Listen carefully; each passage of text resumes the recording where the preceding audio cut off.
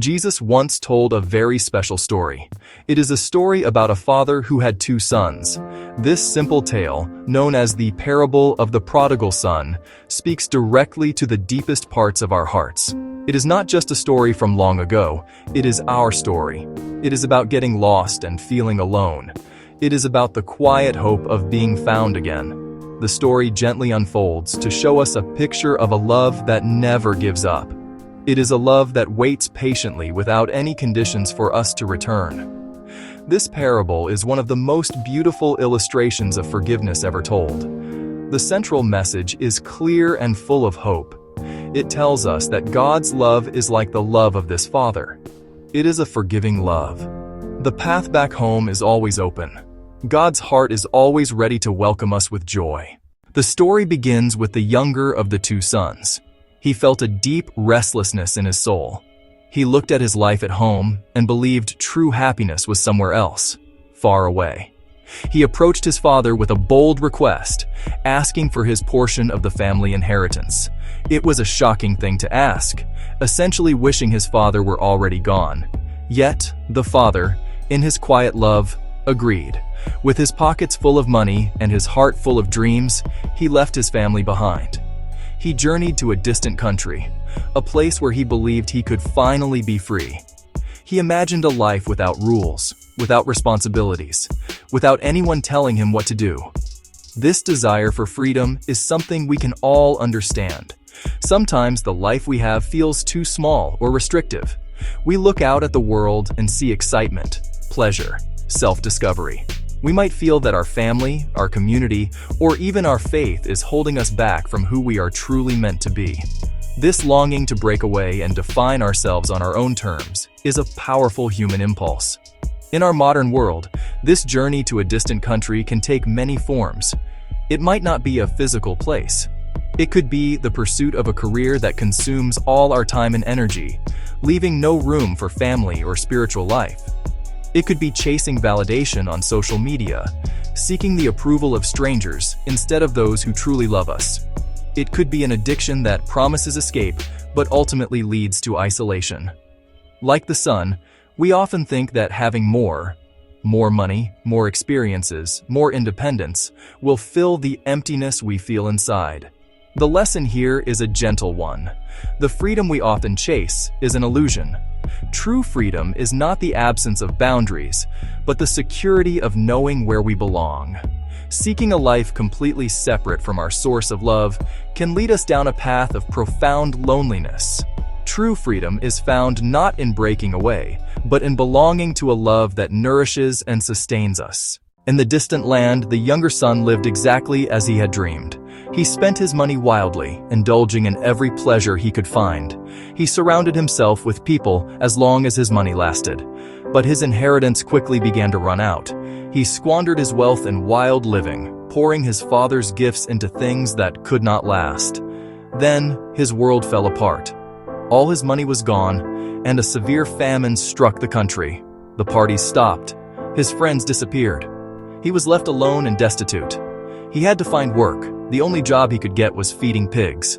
He became so hungry he longed for the pods the pigs ate, but no one gave him anything. He had hit rock bottom. His life crumbled into dust, leaving shame and profound emptiness. Our lives can mirror this. When we build happiness on things that are temporary, money, status, fleeting pleasures, we build on unstable ground. Actions have consequences. A life of self-gratification leads to an inner famine, a spiritual hunger no success can fill. We might be in a pigsty of our own making, a soul-draining job, a superficial relationship, a loneliness born from pushing others away. This is the painful moment of realization. Our choices have built our prison. The crucial lesson is recognizing our brokenness. In the mud with the pigs, the son came to his senses. Pain and humiliation became a blessing in disguise, the catalyst that woke him. Sometimes rock bottom makes us look up. Failures and despair can be teachers, stripping pride, forcing truth. Only when we admit how lost we are can we begin to think about the journey home. Sitting in the filth of the pigsty, hungry and alone, he began to remember his father's house. He thought about the hired servants who had more than enough food. That memory sparked a flicker of hope within him. A decision began to form in his heart. The glamour of the distant country faded. All he could see was the warmth of home. He resolved to get up and go back to his father.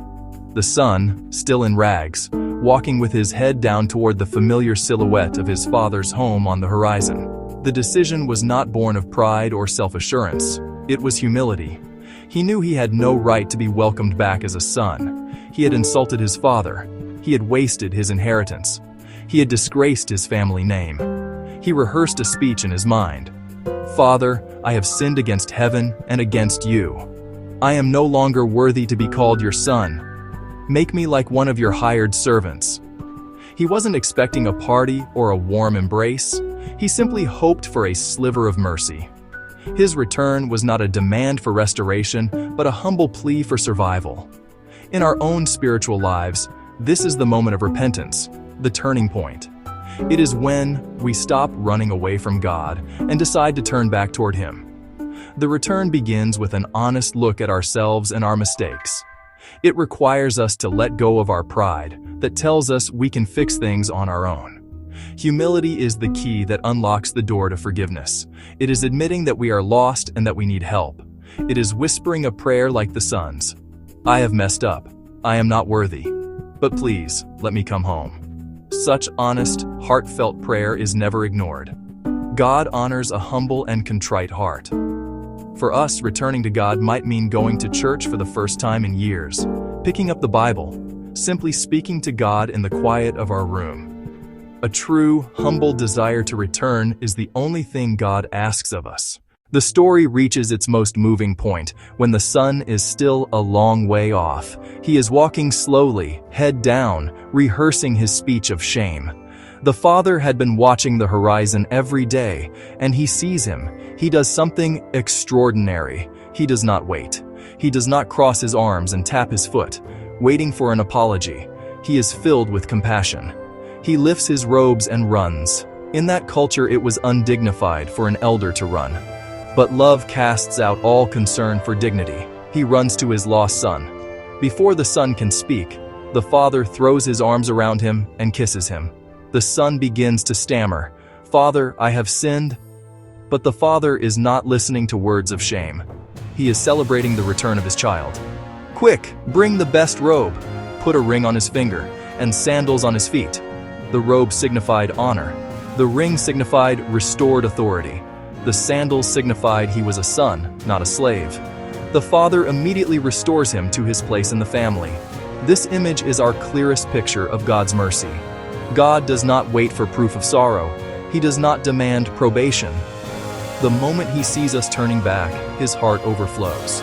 He runs to meet us. He silences our apologies with an embrace of pure love. His forgiveness is not reluctant or measured. It is extravagant. It is immediate. It is complete. He does not see our rags of shame. He sees his beloved child who has come home. Trust the radical nature of God's forgiveness. We think we must clean up first, but the father runs while the son is still covered in pigsty filth. God's grace meets us in our mess. The community is called to be like the father, to run, to embrace, to celebrate, not to judge. God's love restores. It gives us back our honor. It gives us back our identity. It gives us back our place in His family. He doesn't let us in the back door. He throws a party for us. While the celebration was in full swing, the older son was coming in from working in the field. He heard the sound of music, he heard dancing, and asked a servant what was going on. When he was told that his younger brother had come home and his father was throwing a party for him, he became angry. He refused to go inside. He felt a deep sense of injustice. "Look, all these years I've been slaving for you and never disobeyed your orders. Yet you never gave me even a young goat so I could celebrate with my friends. But when this son of yours who has squandered your property with prostitutes comes home, you kill the fattened calf for him." Though he had never left home physically, he was emotionally just as distant as his brother had been. He saw his relationship with his father as a transaction of service and reward. It is possible to be in the church every Sunday, to follow all the rules and to look like a perfect Christian, yet have a heart that is cold and judgmental. The older son's problem was jealousy and a lack of grace. We must guard our hearts against the pride of the older brother. When we see someone else receive grace, someone who we feel doesn't deserve it, our reaction reveals the true state of our own heart. Are we able to celebrate? Or do we grumble about fairness? The parable of the prodigal son is a profound story with three central characters: the younger son, the older son, and the father, each showing us a different aspect of our relationship with God. We see the journey of the younger son, from rebellion to repentance. No matter how far we stray, the path home is paved with mercy. Our worst mistakes can become the catalyst for our return to love. Acknowledging our brokenness is the first step toward healing. God waits with an open heart, ready to forgive our past completely. Then, there is the older son, whose story serves as a gentle but firm warning. He shows us it is possible to be physically present but spiritually distant. Obedience without love is empty. And finally, at the center of it all, is the Father, the image of God's unconditional and extravagant love. He respects freedom, suffers absence, watches for return. His run, his embrace, his celebration, a love not based on merit, but on relationship. He loves both sons. This timeless story is an open invitation. It teaches that God's love is bigger than our biggest mistakes and stronger than our most stubborn pride. But while he was still a long way off, his father saw him and was filled with compassion for him. He ran to his son, threw his arms around him, and kissed him. Luke 15:20. Is there a part of you that is like the younger son, needing to return home? Or is there a part that is like the older son, needing to let go of judgment and enter the celebration?